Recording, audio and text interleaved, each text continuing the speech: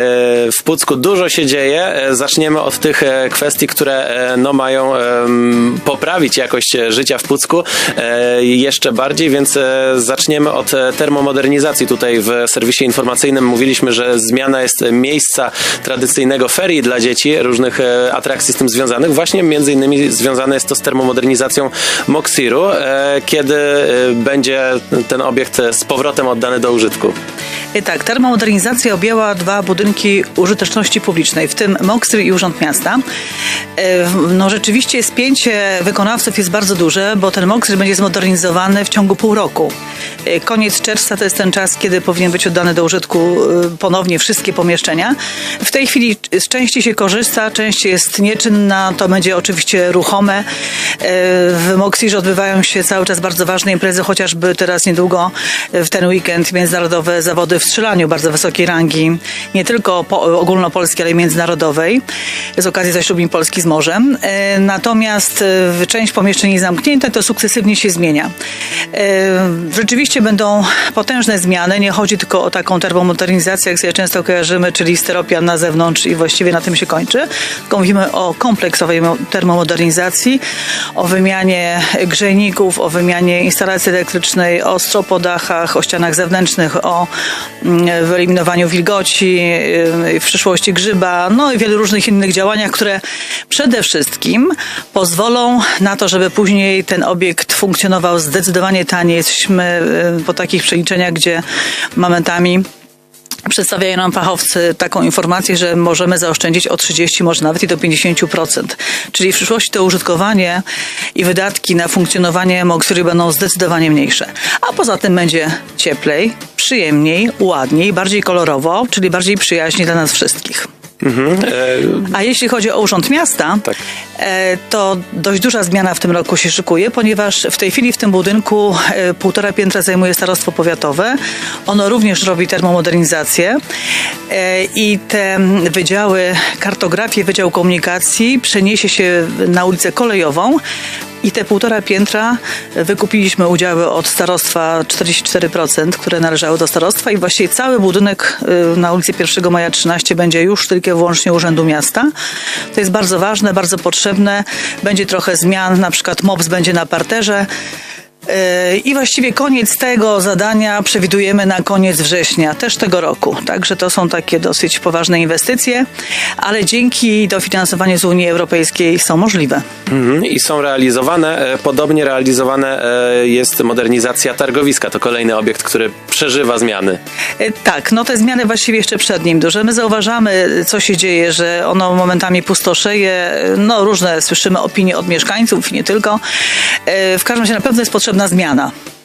Jeśli ono ma dalej funkcjonować, to ta zmiana jest niezbędna i dlatego też złożyliśmy stosowny wniosek, aplikowaliśmy do programu Prowockiego i udało się zdobyć 760 000 złotych. My dodamy 360 000, łączna wartość tej modernizacji to będzie 1 100 000 złotych, aczkolwiek gotowe ono będzie dopiero w roku 2020.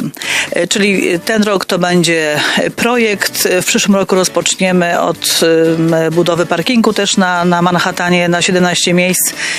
I będziemy przede wszystkim zmieniali wizerunek.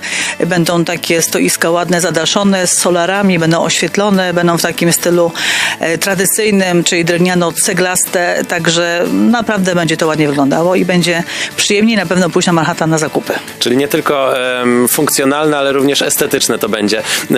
Jeszcze jedną zmianą, która w tym puckim w wyglądzie, ale też funkcjonalności ma być wprowadzona, to oświetlenia przejść dla pieszych. Coraz częściej widzimy w różnych miejscach, że te przejścia są oświetlane dodatkowo. Czy w Pucku rzeczywiście też jest potrzeba na takie zwiększenie bezpieczeństwa? Tak, od dawna widzieliśmy tę potrzebę. To jest oczywiście bezpieczeństwo i pieszych, i bezpieczeństwo kierowców, czyli nas wszystkich, krótko mówiąc. Wiedzieliśmy, że to jest potrzebne. Od prawie roku prowadzone były rozmowy z właścicielem oświetlenia i właściwie w ramach naszych negocjacji i rozmów bezkosztowo z Urzędu Miasta zostały te przejścia wykonane. W tej chwili zrobiliśmy 6 takich przejść, które są naszym zdaniem były najciemniejsze. Przed nami kolejne 6 jeszcze w roku 2018 i pewnie potem jeszcze kolejne, bo bardzo się, widzę, podoba ten pomysł. Mieszkańcy bardzo chwalą, czują się rzeczywiście bezpieczniej i lepiej, więc pewnie tą sprawę trzeba będzie kontynuować. I oby to się udało, natomiast teraz przejdziemy do najbardziej bieżącego działania, bieżących wydarzeń, czyli 10 lutego, rocznica zaślubin Polski z morzem. Ważne wydarzenie nie tylko dla Pucka, ale w ogóle dla kraju. Natomiast tutaj już usłyszeliśmy oczywiście o turnieju strzeleckim, który jest stałą tradycją. Jakie jeszcze elementy w tym roku przed nami?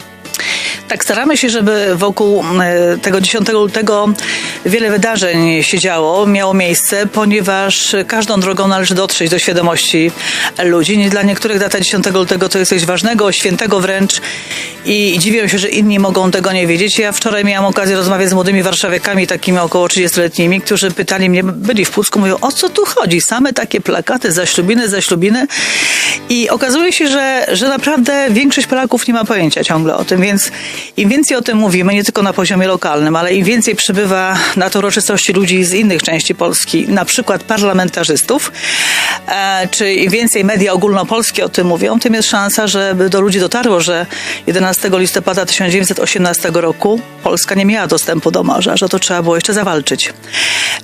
Imprez jest oczywiście bardzo dużo. Najważniejsza odbywać się będzie 10 lutego. Zaczynamy o 9:30 na płycie rynku. Marynarka wojenna wystawia swoją kompanię reprezentacyjną, będzie orkiestra. Również marynarki wojennej, mam nadzieję, że zagra, bo według prognoz nie będzie poniżej -5 stopni wówczas. Niestety byłoby to niemożliwe. Będą na koniach halerczycy. Mam nadzieję, że będzie wielu szacownych gości i mieszkańców. I na to bardzo, bardzo liczę. I po raz drugi odbywać się będzie również przy okazji zlot szkół mundurowych w Pucku z całej Polski. I to jest właśnie to rozpowszechnianie wiedzy. 140 młodych uczniów właśnie szkół mundurowych z Polski ma też się pojawić w Pucku. O 10 msza święta w Farze, potem tradycyjnie przechodzimy do portu rybackiego, gdzie na scenie wystąpi zespół Riviera, gdzie zobaczymy, z portu będziemy obserwowali znowu zrzucenie wieńca z helikoptera. Bardzo dziękuję marynarce wojennej, wojsku za włączenie się oczywiście do tych uroczystości. Będzie kilka przemówień. Liga Morska i Rzeczna wręczy pierścienie Hallera, oznaczenia Pro Mare Nostrum. Także będzie uroczyście i zapraszam również tego samego dnia, w sobotę, bardzo serdecznie i mieszkańców Pucka i całego regionu i nie tylko, na bardzo, bardzo ciekawy koncert zespołu reprezentacyjnego Wojska Polskiego, artystycznego zespołu. O 17:00 na hali POSM przy liceum będzie właśnie występowało 130 artystów. Sala będzie przygotowana, to na pewno będzie wydarzenie z takiej wysokiej półki. Natomiast dzień wcześniej, 9, odbędzie się konferencja zaślubinowa tak zwana. Zaczynamy w ratuszu, w sali ratuszowej przy rynku o godzinie 15:00. Przy okazji będziemy przypominali o tym, że rok 2018 to jest 100-lecie niepodległości i 670 lat miasta Pucka. Więc te referaty będą skupione wokół średniowiecznego Pucka czasów lokacji. A na sam koniec, taka wisienka na torcie, będzie film z roku 1935 pod tytułem Rapsodia Bałtyku, który nawiązywać będzie do tego, co się działo w Pucku. Zobaczymy nasze hydroplany, które stacjonowały w Morskim Dywizjonie Lotniczym. Jest to taki melodramacik, więc powinno to zainteresować i panie, i panów. Także o 17:00 w ratuszu film z roku 1935. Mamy pozwolenie z Filmoteki Narodowej na emisję. Ale to nie koniec, bo w niedzielę 11, czyli już po tych głównych uroczystościach, będzie już tradycyjny, możemy powiedzieć, bo 4.